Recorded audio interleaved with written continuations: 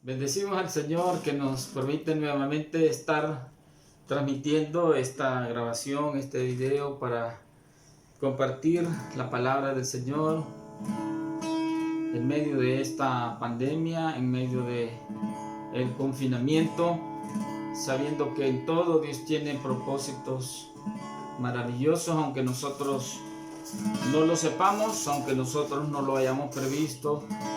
Dios está en control de todas las cosas. Él es soberano, Él es todopoderoso. Queremos alabar al Señor y bendecir su nombre. Padre Santo, te damos gracias por el privilegio de venir delante de tu presencia en cualquier lugar, en cualquier situación, en cualquier momento o circunstancia, sabiendo que la sangre de Cristo nos limpia de todo pecado, sabiendo que por medio de él, Señor, tú nos bendices. Queremos dedicar este tiempo a tu santo nombre, pidiendo que te glorifiques, pero que también edifiques nuestras mentes, nuestros corazones, nuestra alma, nuestro espíritu. En el nombre de Jesús. Amén. Adorad al Cordero Santo, adorad al Supremo Rey,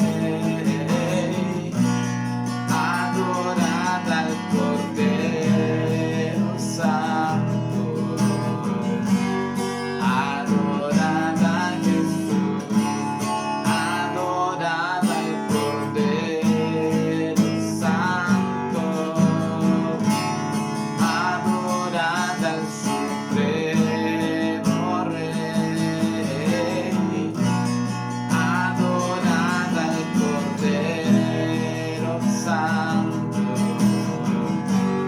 adorad a Jesús, y vuestras manos alzad, y con canto adorad, y vuestras manos alzad ante su trono con gozo, hacia el cielo las manos alzad, todo pueblo sabrá que unidos amamos al Rey. Adorad al Cordero Santo, adorad al Supremo Rey, adorad al Cordero Santo, adorad a Jesús, y vuestras manos alzad, y con canto adorad, y vuestras manos alzad ante su trono con gozo, hacia el cielo las manos alzad, todo pueblo sabrá que unidos amamos al Rey, y vuestras manos alzad, y con canto adorad, y vuestras manos alzad ante su trono con gozo, hacia el cielo las manos alzad, todo pueblo sabrá que unidos amamos al Rey. Oh, oh, oh, que unidos amamos al Rey. Oh, oh, oh, que unidos amamos al Rey.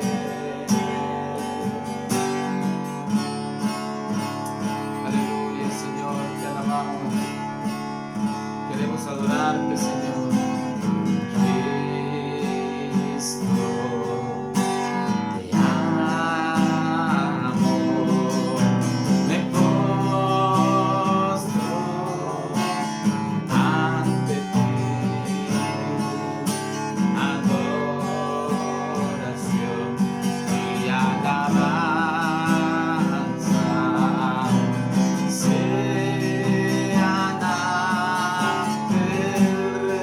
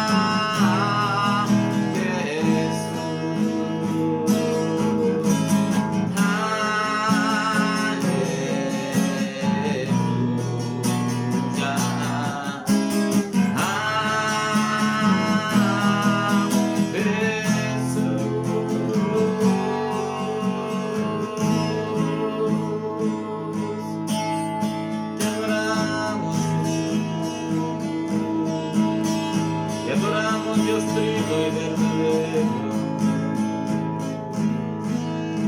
Queremos amarte más y más, Señor. Aleluya, Señor, grande eres. Maravilloso eres, Señor. Señor, llévanos a toda verdad por tu Espíritu. Ilumina tu palabra, Señor, para que podamos comerla, recibirla, ser nutridos, ser alimentados, Señor, para gloria de tu nombre y para crecimiento y bendición de cada uno y de tu pueblo, Señor. Por Cristo Jesús. Amén. Gracias, Señor. En esta mañana, en esta oportunidad, estaremos nuevamente hablando acerca de un mensaje de parte del Señor por medio del profeta Ezequiel. Y Ezequiel, siendo joven, fue llevado en cautiverio a Babilonia 11 años antes de la destrucción de Jerusalén. El tema de su profecía es precisamente la destrucción de Jerusalén, el juicio sobre el pueblo de Dios y finalmente el regreso de los exiliados y el futuro glorioso de Israel. Eso es lo que Ezequiel proclamaba en su tiempo. Él escribió esto a partir de una visión que el Señor le dio estando en cautiverio con el pueblo de Judá. En el capítulo 40, versículo 1 al 4, leemos: en el año 25 de nuestro cautiverio, al principio del año, a los 10 días del mes, a los 14 años después que la ciudad fue conquistada, en aquel mismo día vino sobre mí la mano de Jehová y me llevó allá. En visiones de Dios me llevó a la tierra de Israel y me puso sobre un monte muy alto, sobre el cual había un edificio parecido a una gran ciudad hacia la parte sur. Me llevó allí y he aquí un varón cuyo aspecto era como aspecto de bronce y tenía un cordel de lino en su mano y una caña de medir, y él estaba a la puerta y me habló aquel varón diciendo: hijo de hombre, mira con tus ojos y oye con tus oídos y pon tu corazón a todas las cosas que te muestro, porque para que yo te las mostrase has sido traído aquí. Cuenta todo lo que ves a la casa de Israel. Dios había traído juicio sobre los del pueblo de Israel primero y luego sobre en la parte de Judá, que era la parte sur, por haber sido infieles al Señor, se habían mezclado con mujeres extranjeras, habían adorado ídolos, se habían contaminado con la idolatría. Sin embargo, el Señor, en medio de ese cautiverio, envía su palabra, envía promesa de restauración, envía visiones, a pesar de que el pueblo estaba lejos, estaba en disciplina, en castigo de parte del Señor. Siempre el Señor estaba pendiente de ellos, aunque los estaba castigando, les daba palabras de profecía, de esperanza, de una futura restauración. Y esa restauración pues se extiende hasta el tiempo del milenio, que es donde se va a cumplir el pasaje en forma completa que vamos a estar meditando en esta hora. Y vemos en Ezequiel capítulo 47, versículos 1 al 12, donde se nos habla de una visión muy interesante. Y dice Ezequiel 47 del 1 al 12: me hizo volver luego a la entrada de la casa, y he aquí aguas que salían de debajo del umbral de la casa hacia el oriente, porque la fachada de la casa estaba al oriente, y las aguas descendían de debajo hacia el lado derecho de la casa, al sur del altar. Y me sacó por el camino de la puerta del norte, y me hizo dar la vuelta por el camino exterior, fuera de la puerta, al camino de la que mira al oriente, y vi que las aguas salían del lado derecho. Y salió el varón hacia el oriente, llevando un cordel en su mano, y midió 1000 codos, y me hizo pasar por las aguas hasta los tobillos. Midió otros 1000, y me hizo pasar por las aguas hasta las rodillas. Midió luego otros 1000, y me hizo pasar por las aguas hasta los lomos. Midió otros 1000, y era ya un río que yo no podía pasar, porque las aguas habían crecido de manera que el río no se podía pasar sino a nado. Y me dijo: ¿has visto, hijo de hombre? Después me llevó y me hizo volver por la ribera del río, y volviendo yo vi que en la ribera del río habían muchísimos árboles a uno y otro lado, y me dijo: estas aguas salen a la región del oriente y descenderán al Arabá y entrarán en el mar, y entradas en el mar recibirán sanidad las aguas. Y toda alma viviente que nadare por donde quiera que entrare en estos dos ríos vivirá, y habrá muchísimos peces por haber entrado allí estas aguas, y recibirán sanidad, y vivirá todo lo que entrare en este río. Y junto a él estarán los pescadores, y desde Engadi hasta en Eglaim será su tendedero de redes, y por sus especies serán los peces tan numerosos como los peces del mar grande. Sus pantanos y sus lagunas no se secarán, quedarán para salinas. Y junto al río, en la ribera, a uno y otro lado, crecerá toda clase de árboles frutales. Sus hojas nunca caerán ni faltará su fruto.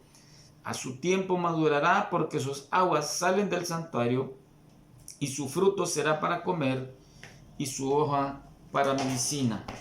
Y mire qué lindo como esto nos transporta a la Nueva Jerusalén, a el tiempo en que en Apocalipsis del 20 en adelante hasta el 22 se nos narra cómo al llegar los creyentes a esa Nueva Jerusalén, a esa ciudad de Sión nueva, porque dice la Biblia que van a haber cielos nuevos y tierra nueva, habrá ese río de vida que sale del trono del Señor, habrá ese árbol de la vida, en donde dice que esas hojas también son para la sanidad de las naciones, el cumplimiento completo de esa promesa. Pero vemos que este mensaje, amados hermanos, familiares, amigos, podemos titularlo: las aguas salutíferas, una provisión de Dios y el llamado a sumergirnos cada vez más en ellas. Y vemos en los versículos 1 al 3, en donde dice la palabra del Señor que este varón que trajo el Señor en esta visión, ¿verdad? Le dice que, bueno, lleva un cordel en su mano y mide 1000 codos, y dice: me hizo pasar por las aguas hasta los tobillos. Y entonces esto podemos nosotros compararlo con el inicio de la vida cristiana, los rudimentos que en Hebreos capítulo 6, versículo 1 al 3, los especifica el escritor sagrado. Hebreos capítulo 6, del 1 al 3 dice: por tanto, dejando ya los rudimentos. ¿Cuáles son los rudimentos? La doctrina de Cristo. Vamos adelante a la perfección, no echando otra vez el fundamento del arrepentimiento de obras muertas, de la fe en Dios, de la doctrina de bautismos, de la imposición de las manos, de la resurrección de los muertos y del juicio eterno. Y esto haremos si Dios en verdad lo permite. Qué bendición cuando experimentamos, como dice aquí la palabra del Señor, el arrepentimiento según Dios y la fe en el sacrificio sustitutivo de Cristo. Y encontramos en Marcos capítulo 1 y versículo 14 y 15 la predicación, así como Juan el Bautista, el Señor Jesucristo inició dando este mensaje. porque cualquiera podría decir, ¿verdad? Él empezó a decir, miren, hagan esto, hagan aquí, hagan allá, cumplan la ley.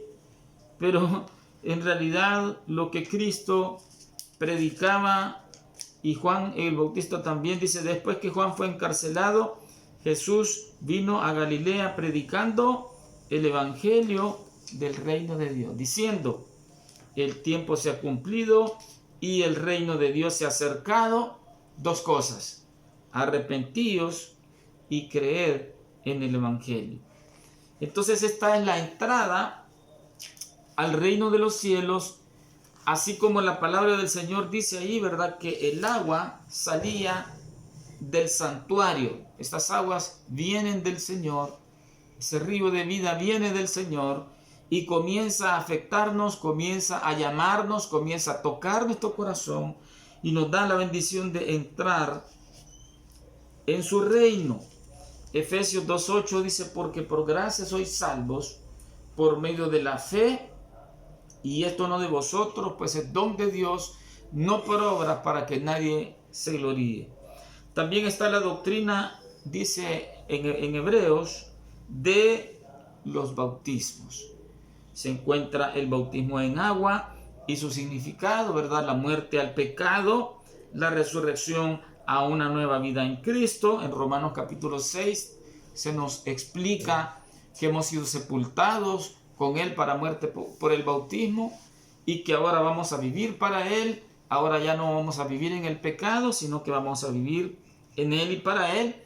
También está la doctrina del bautismo en el Espíritu Santo, que es el Espíritu Santo que rebosa, que mora por un lado en nuestro corazón, pero que también rebosa, quiere rebosar en nuestra vida.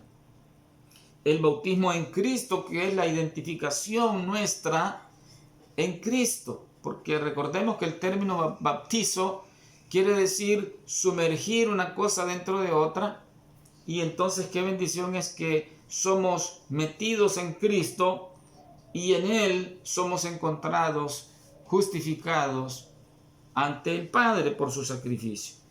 Está también la doctrina de la imposición de las manos, la designación de autoridades en la iglesia.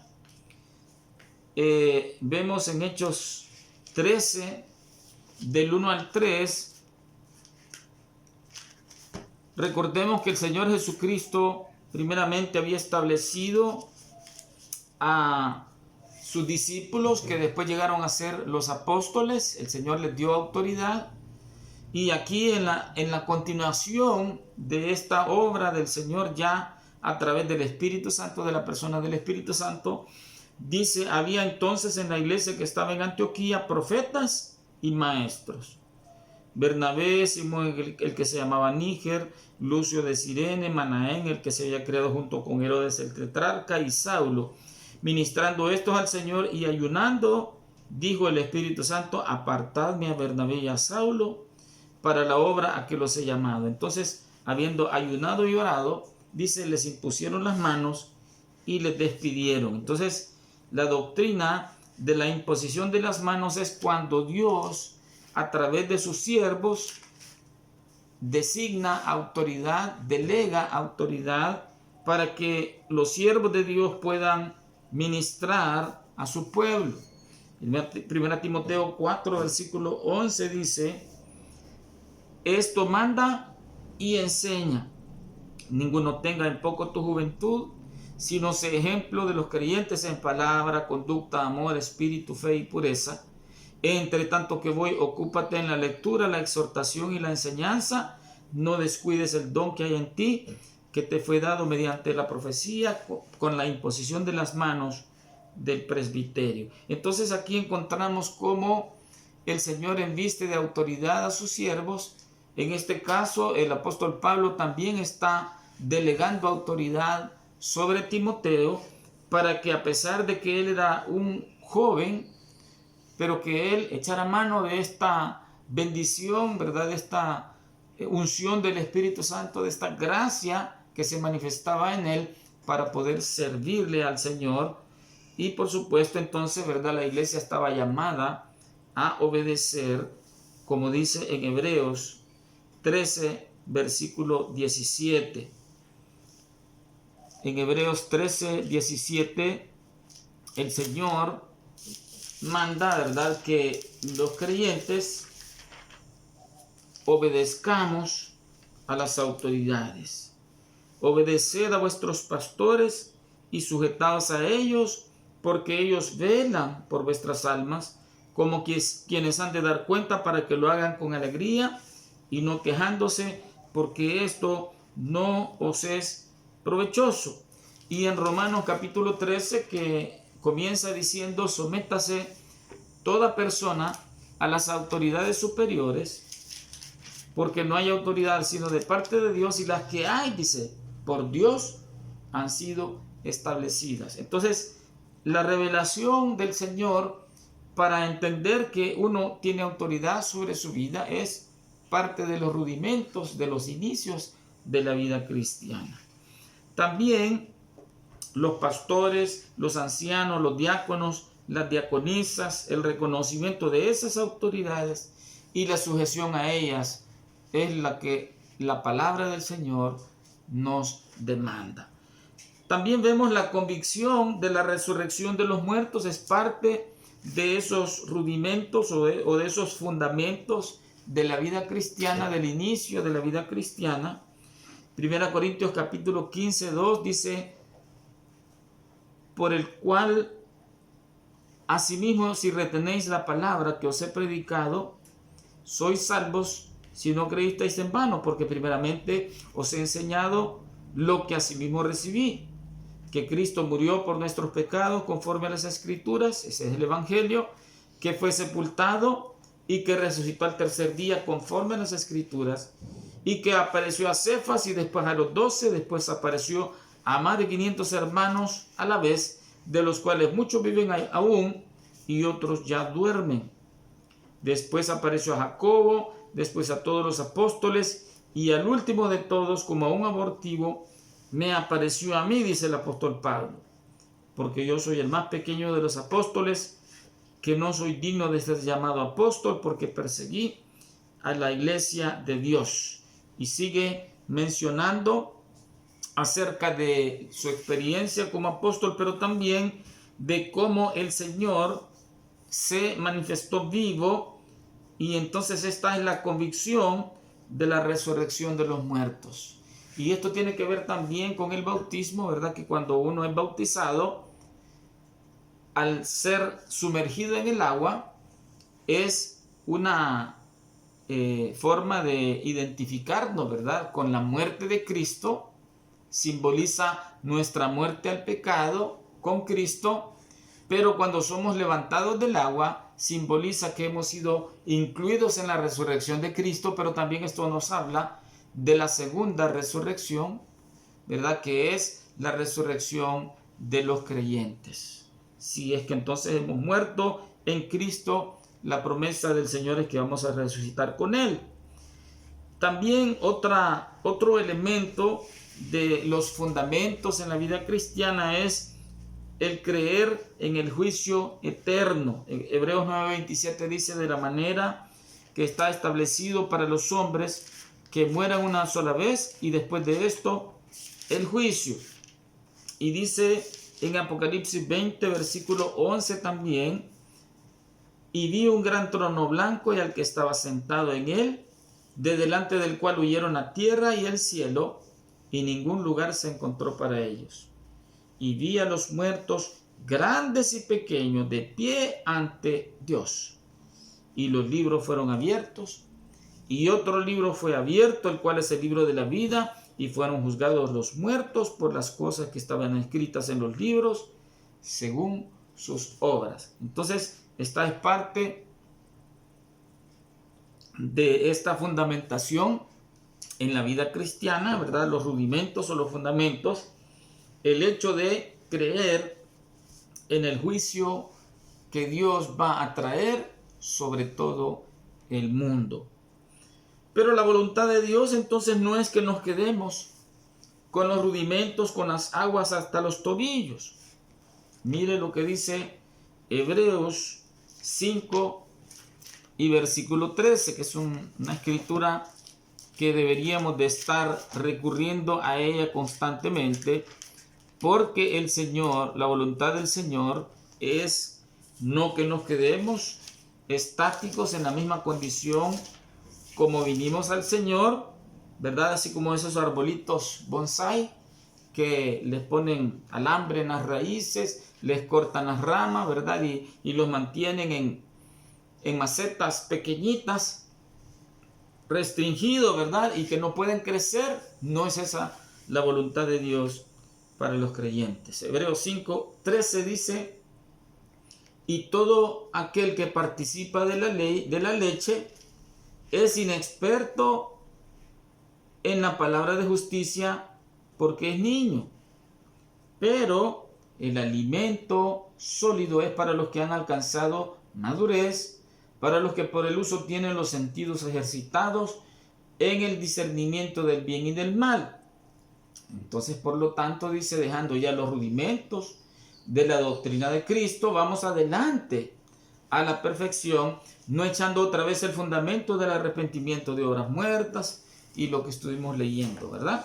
Entonces, fíjese qué hermosa experiencia cuando un bebé nace, principalmente para la madre, ¿verdad? Cuando ella ha estado con dolores, con malestar, tanto tiempo de andar con ese peso, las molestias, las dificultades, y que de repente ese bebé viene al mundo. Para ella es un gran gozo, para su padre también, para los hermanos, los abuelos y los vecinos. Pero mire asimismo qué bendición si usted ha nacido de nuevo y puede recordar el momento de la conversión. Qué precioso el saber que Cristo mora en mi corazón. Pero entonces está la primera pregunta: ¿ha nacido usted de nuevo? ¿Ha experimentado ese encuentro verdadero con Cristo? Puede ser que sea alguien que haya nacido en una iglesia evangélica, puede ser que usted se haya congregado. Imagínense, hay personas que hasta han llegado a ser líderes en iglesias y no han experimentado un encuentro verdadero con Cristo, ¿verdad? ¿Por qué no entregarle su vida hoy al Señor sin reservas si usted no ha experimentado ese encuentro personal con Jesucristo? Porque podemos ser religiosos, podemos ser personas que leen la Biblia, que cantan alabanzas, pero eso no significa que seamos personas creyentes verdaderas, personas que han tenido la experiencia de la salvación. Y entonces el Señor le llama en este día a que usted se rinda a Cristo.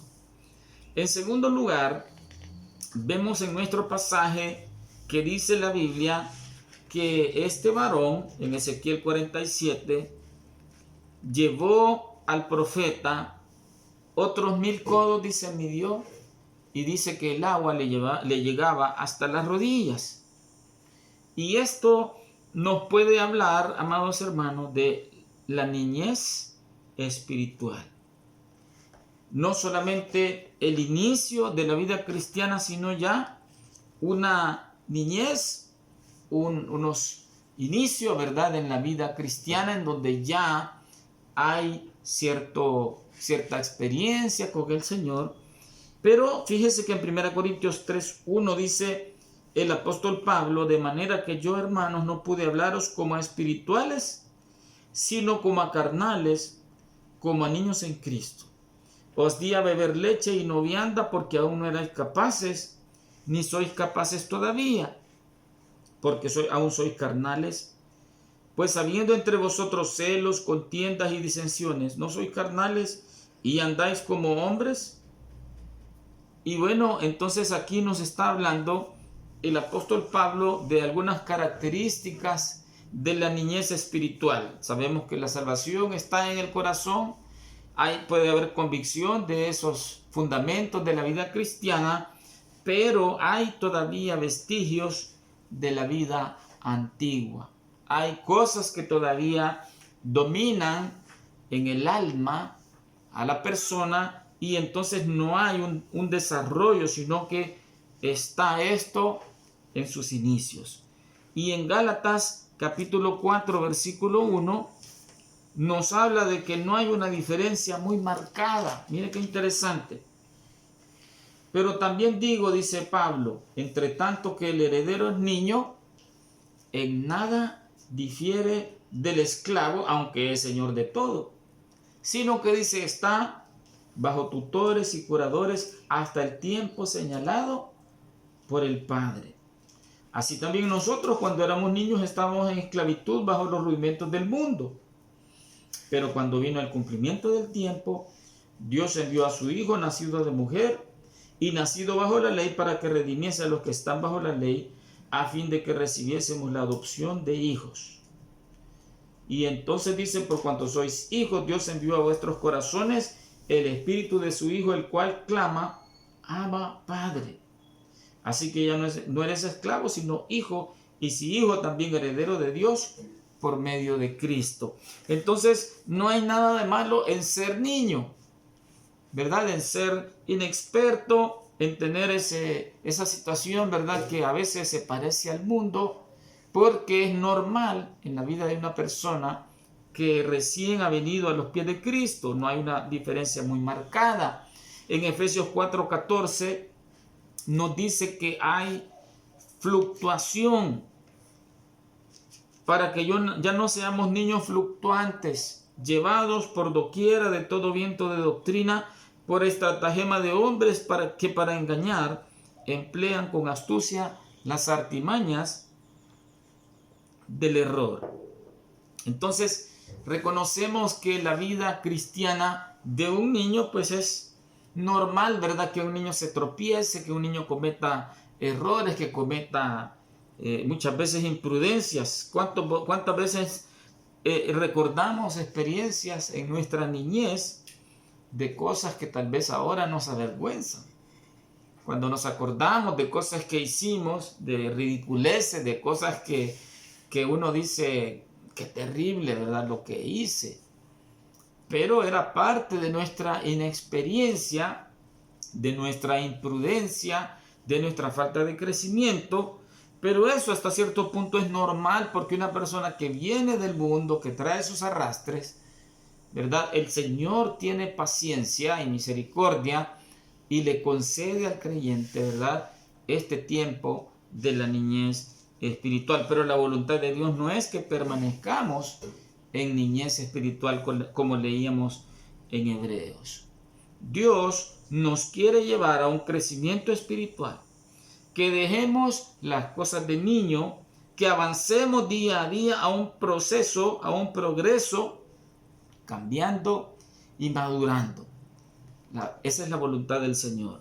Este progreso se da escuchando la palabra del Señor, comiéndola, ¿verdad?, alimentándonos, adentrándonos en ella cada día más, no conformándonos con lo que ya sabemos y tenemos, porque Él tiene más para usted y para mí. En la experiencia de su presencia también, las manifestaciones de su Espíritu quieren ser cada día más profundas y mayores en nuestra vida. Él quiere que podamos seguir en esa aventura maravillosa de la vida dependiente del Espíritu Santo, dependiente de la palabra de Dios. Y entonces imagínense, dice que el profeta había llegado hasta las rodillas, pero el versículo 4, ¿verdad? Dice que el varón midió otros 1000 codos y dice que el agua le llegó hasta los lomos, esto es hasta la cintura. Y esto nos habla de la juventud espiritual, del desarrollo. Lo natural es un ejemplo de esto, ¿verdad? Dice en Proverbios 20:29 que la hermosura de los jóvenes es su fuerza. Entonces, cuando una persona está joven, la admiramos porque tiene una energía tremenda. Recuerdo que en una ocasión fuimos a hacer un viaje en bicicleta y les decíamos, ¿verdad?, los jóvenes esperan, ¿verdad?, para que nosotros vayamos juntos, pero algunos se emocionaron tanto que se fueron corriendo adelante, ¿verdad? Y yo venía echando la lengua y parando a medio camino, pero los jóvenes ya tenían como 45 minutos de haber regresado, ¿verdad? Yo apenas venía en las últimas cuestas, y es por eso, porque la juventud, ¿verdad?, es un tiempo en que hay mucha energía, mucha fortaleza, Y entonces se vence al maligno permaneciendo en Dios. Esto dice 1 Juan capítulo 2. El apóstol del amor le habla a la iglesia y le dice a los jóvenes. 1 Juan 2:13. Os he escrito a vosotros padres porque conocéis al que es desde el principio. Os he escrito a vosotros jóvenes porque habéis vencido al maligno. Os escribo a vosotros hijitos porque habéis conocido al Padre. Os he escrito a vosotros padres porque habéis conocido al que es desde el principio. Os he escrito a vosotros jóvenes porque sois fuertes y la palabra de Dios permanece en vosotros y habéis vencido al maligno. Entonces hay una fortaleza de manera que podemos vencer al enemigo, podemos obtener victorias una tras otra, ¿verdad? En el progreso del conocimiento del Señor, en la lucha contra el pecado, en batallas en las que tal vez el diablo quiere ganar ventaja, amedrentarnos, ¿verdad? Y en la oración somos fortalecidos, en la lectura de la palabra crecemos en la dependencia del Espíritu Santo, ¿verdad? Vencemos al maligno. Pero también en Tito capítulo 2, versículo 6, el apóstol Pablo nos dice que hay mandamientos en relación a los jóvenes. Tito 2:6 dice: exhorta asimismo a los jóvenes a que sean prudentes, presentándote tú en todo como ejemplo de buenas obras, en la enseñanza mostrando integridad, seriedad, palabra sana e irreprochable, de modo que el adversario se avergüence y no tenga nada malo que decir de vosotros. Entonces, por supuesto, ¿verdad? Muchas veces en la juventud uno conserva ciertas características de la niñez, aunque ya hay una fortaleza, ¿verdad? Hay un vencimiento de la oposición del enemigo, pero de repente pueden surgir algunas inmadureces, ¿verdad? Nosotros sabemos que también en la juventud muchos hemos cometido errores y pecados a causa de darle rienda suelta a las emociones, a causa de la inexperiencia, a causa de la confianza quizá en nosotros mismos, creyendo que vamos a ser pues tan capaces, ¿verdad?, de vencer las tentaciones, y de repente, ¿verdad?, hay entonces esa imprudencia. Entonces mire qué interesante, la juventud espiritual, el desarrollo, lo natural. Entonces vemos que es un ejemplo de esto. Se vence al maligno, ¿verdad? Hay mandatos, pero también, como dice en Joel 2, versículo 28, mire qué linda esta promesa para los postreros tiempos. Y bueno, es lindo cuando los jóvenes aprenden a utilizar esos dones espirituales. Dice Joel 2:28: y después de esto derramaré mi espíritu sobre toda carne, y profetizarán vuestros hijos y vuestras hijas, vuestros ancianos soñarán sueños, y vuestros jóvenes verán visiones. Mire qué lindo.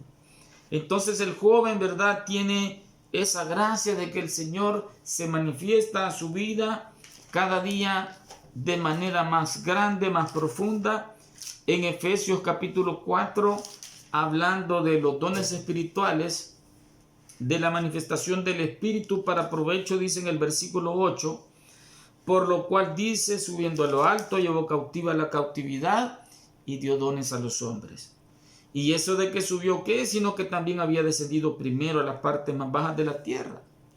El que descendió es el mismo que también subió por encima de todos los cielos para llenarlo todo. Y entonces dice: y él mismo constituyó a unos apóstoles, a otros profetas, a otros evangelistas, a otros pastores y maestros, a fin de perfeccionar a los santos para la obra del ministerio, para la edificación del cuerpo de Cristo, hasta que todos lleguemos a la unidad de la fe y del conocimiento de Dios, a un varón perfecto, a la medida de la estatura de la plenitud de Cristo.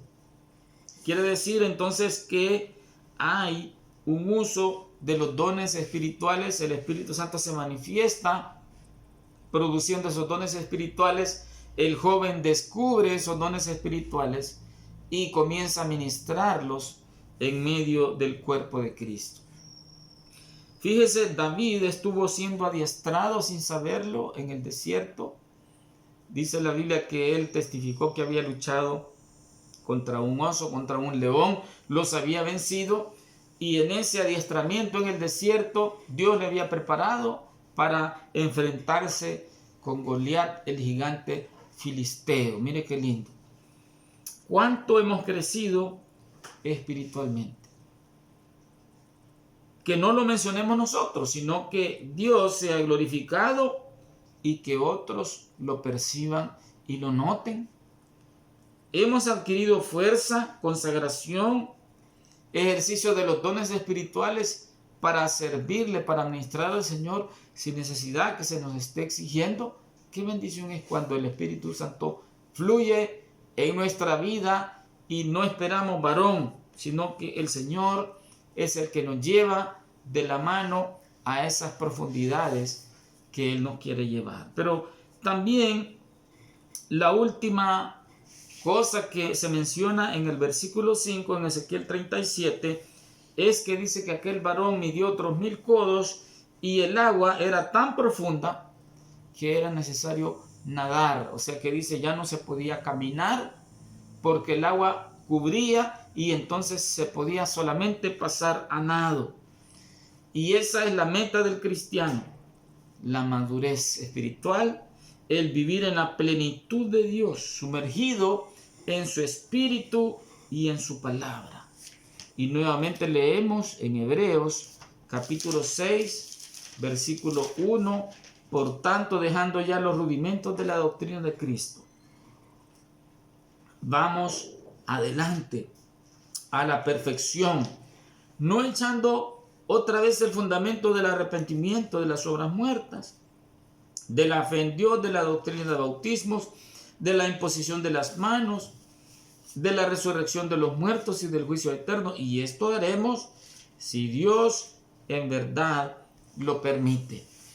Sabemos que nosotros necesitamos depender definitivamente del Señor, porque la idea del nadar quiere decir que ya no van a ser nuestros pies los que nos van a sostener, sino que va a ser el fluir del agua en donde nosotros vamos a poder avanzar. Y entonces, qué bendición es crecer en la experiencia en el Espíritu Santo, en buscar más de la manifestación del Espíritu Santo en nuestra vida, buscar más de su palabra, conocerla, no solamente leerla, sino estudiarla, memorizarla, atesorarla, aplicarla a nuestra vida, conocer esos misterios que Dios tiene para todos los creyentes. Llegar a ser maestros humildes, llegar aún hasta ser maestros, pero no maestros orgullosos, ¿verdad? Que andan alardeando de su maestría, de su sabiduría.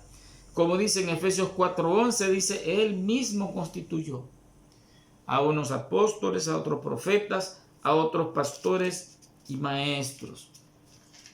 Y en Tito capítulo 2, versículo 3, dice el apóstol Pablo, las ancianas asimismo sean reverentes en su porte, no calumniadoras, no esclavas del vino, maestras del bien, que enseñen a quienes, a las mujeres jóvenes, a amar a sus maridos y a sus hijos, a ser prudentes, castas, cuidadosas de su casa, buenas, sujetas a sus maridos, para que la palabra de Dios no sea blasfemada. El versículo 2, que los ancianos sean sobrios, serios, prudentes, sanos en la fe, en el amor, en la paciencia. Entonces aquí está hablando, ¿verdad?, de el deseo de llegar a ser maestros para la gloria de Dios. Repito, no en una actitud de alarde o de aparentar o querer decirle a todos, ¿verdad?, yo soy un maestro, yo soy alguien a quien todos deben de seguir, sino en humildad, en mansedumbre. El mismo Cristo vemos que era ejemplo de humildad siendo Dios mismo hecho hombre, nunca anduvo alardeando ninguna cosa. Hebreos 5, versículo 12, dice: porque debiendo ser ya maestros, después de tanto tiempo tenéis necesidad de que se os vuelva a enseñar cuáles son los primeros rudimentos de las palabras de Dios. Y habéis llegado a ser tales que tenéis necesidad de leche y no de alimento sólido. Y todo el que participa de la leche es inexperto en la palabra de justicia, porque es niño.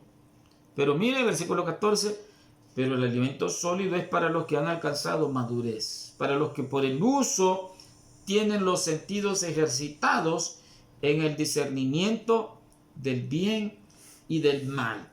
Entonces, la voluntad de Dios es que cada creyente, ¿verdad?, crezca en experiencia, en el discernimiento del bien y del mal, que llegue a ser un siervo de Dios útil para formar a otros. Puede ser que no lleguemos a ser maestros con el don de maestro, pero con nuestro testimonio podemos modelar a otros. Y bueno, también nos habla de la perfección, porque ahí en Hebreos dice: vamos a la perfección, aunque no en el sentido estricto de la palabra, pues sería imposible, ¿verdad?, que hasta que estemos en la presencia del Señor es que vamos a ser perfectos en su sentido estricto. Pero la idea de perfección quiere decir madurez espiritual, crecimiento de tal forma que nos parezcamos cada día más al Señor Jesucristo. Colosenses 1:28 dice: a quien anunciamos, amonestando a todo hombre y enseñando a todo hombre en toda sabiduría, a fin de presentar perfecto en Cristo Jesús a todo hombre. Esa es la meta del Señor: presentarnos perfectos, perfeccionarnos hasta llevar la imagen de Cristo, que Cristo sea reflejado en nuestra vida, en nuestro andar, en nuestras palabras, en nuestras expresiones, en nuestras intenciones. Segunda Timoteo 3:17 dice: a fin de que el hombre de Dios, porque dice que la Escritura es inspirada por Dios, es útil para enseñar, redarguir, corregir, instruir en justicia, a fin de que el hombre de Dios sea perfecto, enteramente preparado, dice, ¿para qué? Para toda buena obra. Y vemos también en Filipenses capítulo 3, versículo 12, que nos dice: en quien tenemos seguridad. Filipenses 3, 12. Filipenses capítulo 3 y versículo 12. No que el apóstol Pablo dando testimonio, no que lo haya alcanzado ya, imagínense quién habla, ni que ya sea perfecto, sino que prosigo por ver si logro hacer aquello para lo cual fui también asido por Cristo Jesús. Hermanos míos, yo mismo no pretendo haberlo ya alcanzado, pero una cosa hago, olvidando ciertamente lo que queda atrás, o sea, que no se nos suban, como dicen vulgarmente, los humos a la cabeza, olvidando ciertamente lo que queda atrás y extendiéndome a lo que está delante. Prosigo a la meta, al premio del supremo llamamiento de Dios en Cristo Jesús. Y dice: así que todos los que somos perfectos, esto mismo sintamos, y si otra cosa sentís, esto también os lo revelará Dios. Pero en aquello a que hemos llegado, sigamos una misma regla, sintamos una misma cosa, ¿verdad? Esa aspiración por crecer, por glorificar a Dios en nuestra vida, en nuestro desarrollo. Hay un esfuerzo constante en la gracia en Cristo Jesús, como decía Pablo a Timoteo en 2 Timoteo 2, del 1 en adelante: hijo mío, esfuérzate en la gracia, que es en Cristo Jesús. Esfuérzate en esa gracia. La gracia ya nos ha sido dada, y entonces Él quiere que esa gracia la echemos mano de ella para crecer, para desarrollarnos. Y también la búsqueda de la llenura del Espíritu Santo. Efesios 5:18 dice: no os embriaguéis con vino, en lo cual hay disolución, antes bien sed llenos del Espíritu. En Hechos 1:8 Cristo prometía: recibiréis poder cuando haya venido sobre vosotros el Espíritu Santo. Y me seréis testigos en Jerusalén, en toda Judea, en Samaria y hasta lo último de la tierra. Recordamos aquellos hombres que habían sido miedosos, que habían sido cobardes, que habían negado como Pedro al Señor.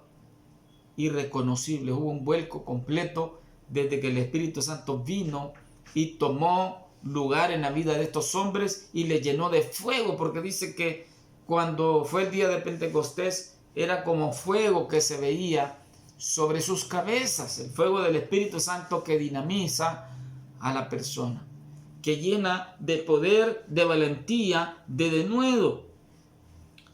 Imagínense, recuerdo en mi infancia, en mi juventud, a hermanos mayores que eran muy sabios y celosos de la obra del Señor, que me ministraron, me modelaron el celo, esa entrega y ejemplo de consagración a Él. Qué lindo es cuando nosotros tenemos derroteros, cuando nosotros tenemos ejemplo, hermanos que van adelante de nosotros y que son un estímulo para imitarles y ser como ellos, como decía Pablo: imitadme como yo a Cristo. Nos hemos trazado metas espirituales hasta llegar a la madurez, amado hermano. ¿En qué condición nos encontramos usted y yo? ¿Habremos retrocedido o habremos avanzado? El Señor quiere que nos lancemos a nado en la experiencia en Él. En Cristo hay provisión.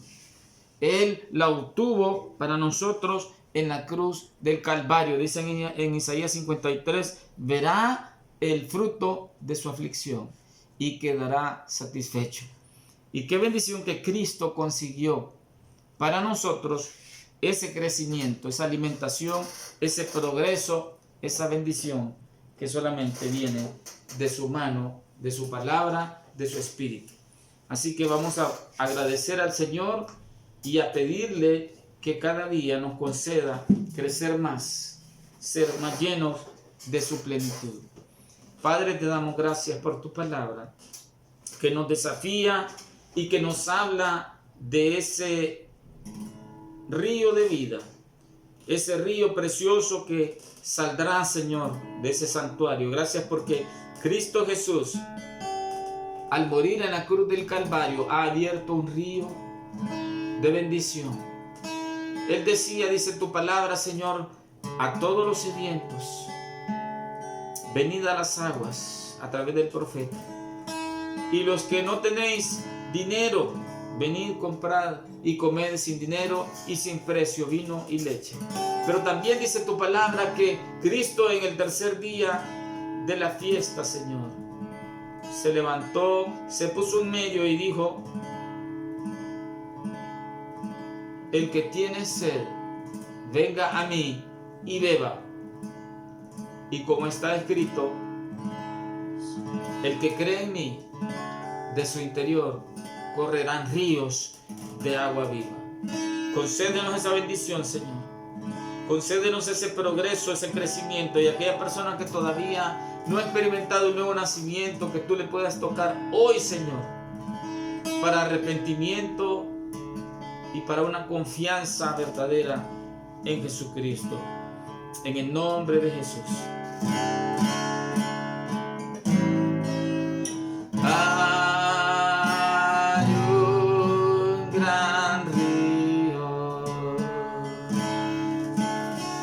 que viene del Señor.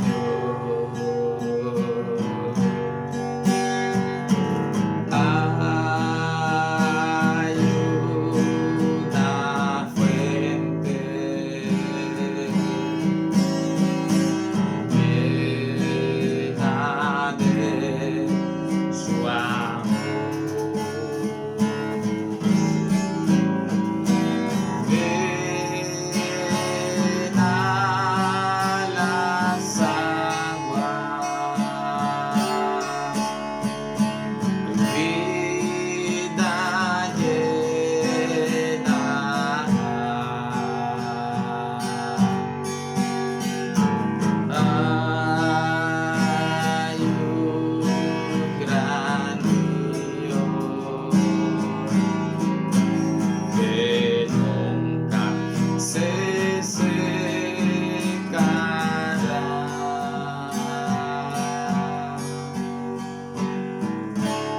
Gracias que ese río sigue fluyendo constantemente, Señor, para beneficio de tu pueblo, para gloria de tu nombre. Te rogamos que puedas traer sanidad física y espiritual, Señor, a todo aquel que está escuchando tu palabra, a quien llegue este mensaje, Señor, puedas traer fortaleza, ánimo, que quite, Señor, toda inquietud, todo temor, todo miedo, Padre, en el nombre de Jesús. Traigas consolación por tu Espíritu Santo. Gracias, Señor, en el nombre de Jesús. Te alabamos y te bendecimos. Amén y amén. Que el Señor le bendiga grandemente.